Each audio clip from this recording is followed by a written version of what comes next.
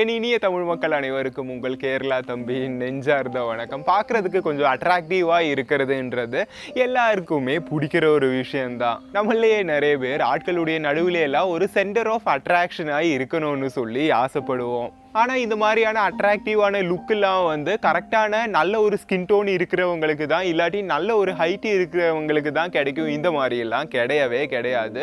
So இதுக்கு வந்து நம்முடைய டெய்லி லைஃப்பில் ஒரு 5 ஹேக்கு இல்லாட்டி ஒரு 6 ஹேக்கை வந்து பார்த்தா போதும். இந்த மாதிரி ஒரு அட்ராக்டிவ் லுக் இருக்கிறதுக்காக நம்முடைய ஸ்கின் டோன் வந்து ரொம்ப வெள்ளையாக இருக்கணும், இல்லாட்டி நம்ம வந்து ரொம்ப ஹைட்டாக இருக்கணும், இந்த மாதிரிலாம் கிடையவே கிடையாது. இதுக்கு வந்து நம்முடைய டெய்லி லைஃப்பில் நம்ம ஒரு 6 டெய்லி ஹேக்ஸை வந்து கரெக்டாக ஃபாலோ பண்ணால் போதும். ஸோ அந்த விஷயங்கள் என்னெல்லாம்ன்றதை பற்றி தான் இன்றைய வீடியோவில் பார்க்க போகிறோம். அதில் முதலாவது என்னென்னா 24 hours ஃபேஸ் ஃப்ரெஷ்னஸ்.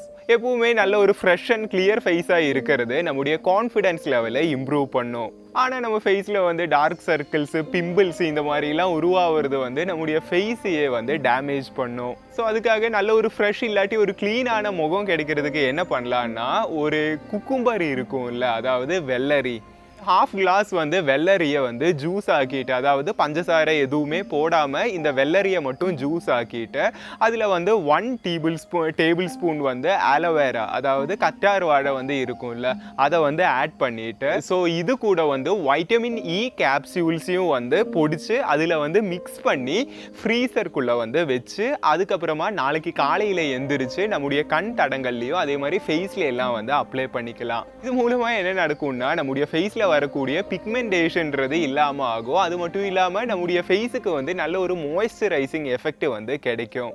அது மட்டும் இல்லாமல் நிறைய பேருக்கு இந்த கண்ணோட கீழ்ப்பகுதியில எல்லாம் வந்து ஒரு வீக்கம் மாதிரி ஒரு பஃபினஸ் வந்து இருக்கும். ஸோ இதையும் மாற்றுறதுக்கு இந்த ஒரு விஷயத்தினால முடியும். அதாவது என்னன்னா, ஷூ ஹேக்கு கொஞ்சம் சின்ன வயசுல இருந்தேன்னு கூட சொல்லலாம். 1ஆம் கிளாஸ் 2ஆம் கிளாஸ் இந்த மாதிரி படிச்சுட்டு இருக்கும்போதே நான் வியர் பண்ணுற ஷூ இல்லாட்டி ஃபுட் வியர்ல எல்லாம் வந்து நான் ரொம்ப கேர் எடுத்துப்பேன்.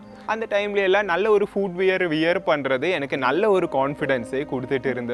அதுக்கப்புறமா தான் சில ஆர்டிகிள்ஸ்லாம் வந்து படிக்கும்போது கூட தெரிய வந்தது, நிறைய பேர் வந்து நம்மளை நோட்டீஸ் பண்ணும்போது நம்முடைய ஷூவை தான் முதல்ல வந்து நோட்டீஸ் பண்ணுவாங்களா, அதாவது மென்ஸை வந்து நோட்டீஸ் பண்ணும்போது அழகு பூராவுமே வந்து நம்ம ஷூவில் தான் அடங்கி இருக்குன்னு எல்லாம் சொல்லி சில இடங்கள்ல சொல்லியும் கேள்விப்பட்டிருக்கேன். அதே மாதிரி இப்போ யாராச்சும் நம்மளை முதல்ல வந்து பார்க்குறாங்கன்னா நம்முடைய ட்ரெஸ்ஸிங் ஸ்டைலும் அதே மாதிரி நம்முடைய ஷூ இல்லாமே தான் அவங்களுக்கு வந்து ஒரு ஃபர்ஸ்ட் இம்ப்ரெஷனை வந்து கொடுக்கும். ஸோ இதுக்காக நம்ம என்ன பண்ணணும்னா, பெரிய நல்ல ஒரு ஹை கோஸ்டான ஒரு 5000 6000 இந்த மாதிரியான ஷூஸ்லாம் வாங்கணும்னு சொல்ல வரல. கொஞ்சம் ஒரு நார்மலான ஒரு 1000 rupees 1500 இந்த ஒரு பட்ஜெட்டில் நம்ம ஷூஸ் வந்து பர்ச்சேஸ் பண்ணிக்கிறது கொஞ்சம் நல்லா இருக்கும். பார்க்குறதுக்கும் அது வந்து கொஞ்சம் நல்ல ஒரு லுக்கு கொடுக்கும்னு சொல்லலாம். இல்லாட்டி ஒரு 800லேருந்து இங்கிட்டு வந்து வரலாம். ஸோ இதில் வந்து நம்ம ரேட்டுக்கு மட்டுமே ப்ரையோரிட்டைஸ் வந்து கொடுக்காம அந்த ஷூ வந்து கொஞ்சம் க்ளீனாக இருக்கிறதுக்கும் நம்ம வந்து கவனிக்கணும்னு சொல்லலாம். அது மட்டும் இல்லாமல் நிறைய பேர் இங்கே பண்ணுற ஒரு தப்பு என்னன்னா, இப்போ ஒயிட் ஷூலாம் வந்து வாங்குறாங்கன்னா, ஒயிட் இல்லாட்டி கிரே ஷூலாம் வந்து வாங்கும்போது இதெல்லாம் வந்து எடுத்து காட்டும். என்னன்னா, ஷூவோட கீழே வந்து சோல் பகுதியில் வந்து க்ளீன் பண்ணியிருப்பாங்க, அதே மாதிரி மேல் பகுதியிலையும் எல்லாமே வந்து இவங்க க்ளீன் பண்ணியிருப்பாங்க. ஆனால் லேஸ் வந்து கொஞ்சம் yellowish கலராகவே இருந்திருக்கும், இல்லாட்டி ஒரு டர்ட்லாம் வந்து லேஸ்லேயே இருக்கும்.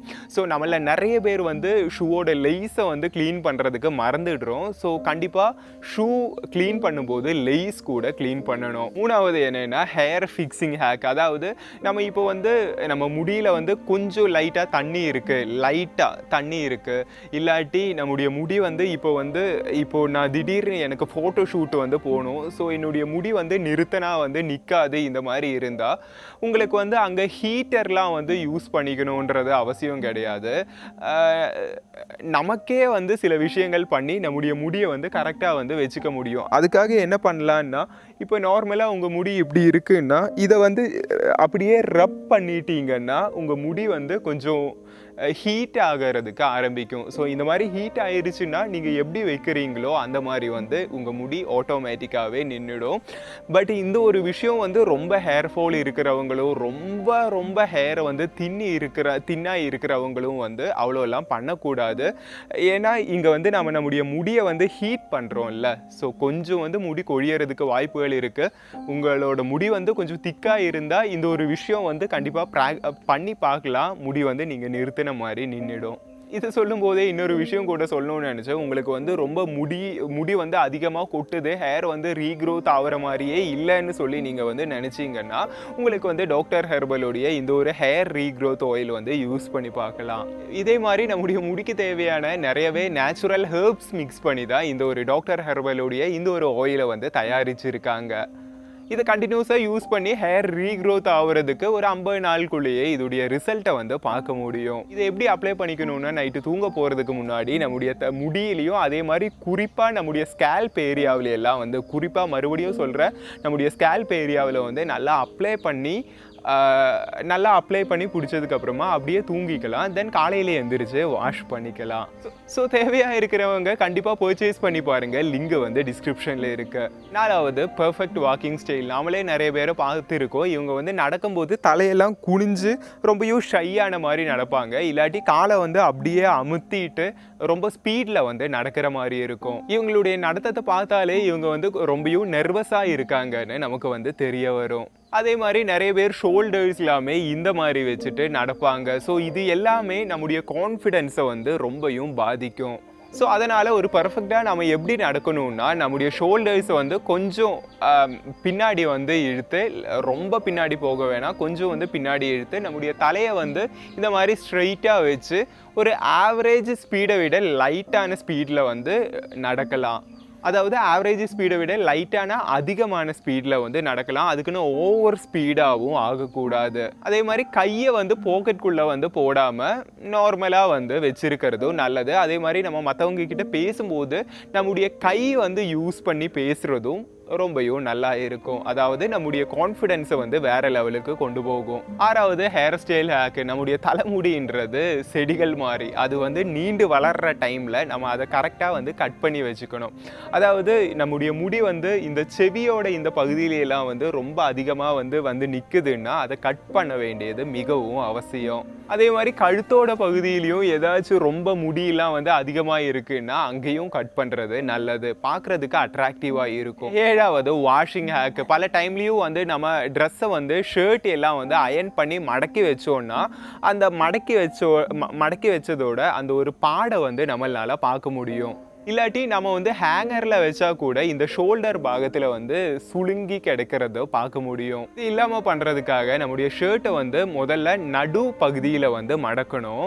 தென் அந்த ஷர்ட்டோட பாட்டம் பகுதியை வந்து ஹேங்கரில் வந்து தூக்கி வைக்கலாம். இது மூலமாக அந்த ஒரு சுழிவை வந்து இல்லாமல் பண்ணுறதுக்கும் ஒரே ஹேங்கரில் 4 to 5 ஷர்ட்ஸ் எல்லாம் தூக்கி வைக்கிறதுக்கும் நம்மளால முடியும். அதே மாதிரி நம்ம ஒரு ட்ரெஸ்ஸை வந்து அதிகமான நேரம் வந்து வெயிலில் வந்து காய போடுறதா இருந்தால் அந்த ட்ரெஸ் வந்து கூடிய சீக்கிரமாகவே அதோட கலர் வந்து ஃபெய்டாக போகிறதுக்கு இல்லாட்டி டிம்னிஷ் ஆகிறதுக்கு வாய்ப்புகள் இருக்குது. ஸோ இதுக்காக என்ன பண்ணலான்னா, நம்ம ஷர்ட் இருக்கும்ல, இதை அடிமறித்து திருப்பி வந்து போடலாம். ஸோ இந்த மாதிரி பண்ணுறதா இருந்தால் நம்முடைய ட்ரெஸ்ஸை வந்து ரொம்ப காலத்துக்கு நம்மளால் ரொம்பவும் நல்லாவே வச்சுக்கிறதுக்கு முடியும். ஸோ இந்த மாதிரி சின்ன சின்ன விஷயங்கள் நோட்டீஸ் பண்ணுறதா இருந்தாலே ரொம்ப காசுலாம் வந்து இன்வெஸ்ட் பண்ணாமல் நம்ம வந்து அட்ராக்டிவாக மாறுறதுக்கு நம்மளால் முடியும். ஸோ கண்டிப்பாக இதெல்லாம் வந்து ட்ரை பண்ணி பாருங்கள். தேங்க்யூ ஸோ மச் ஃபார் வாட்சிங். டாக்டர் ஹெர்பலுடைய ஹேர் ரீக்ரோத் ஆயில் பர்ச்சேஸ் பண்ணுறதுக்கான லிங்கை வந்து டிஸ்கிரிப்ஷனில் கொடுத்துருக்கோம். So thank you so much for வாட்சிங். It's me Akshay. நான் உங்கள் கேரளா தம்பி. Stay grounded. Bye all.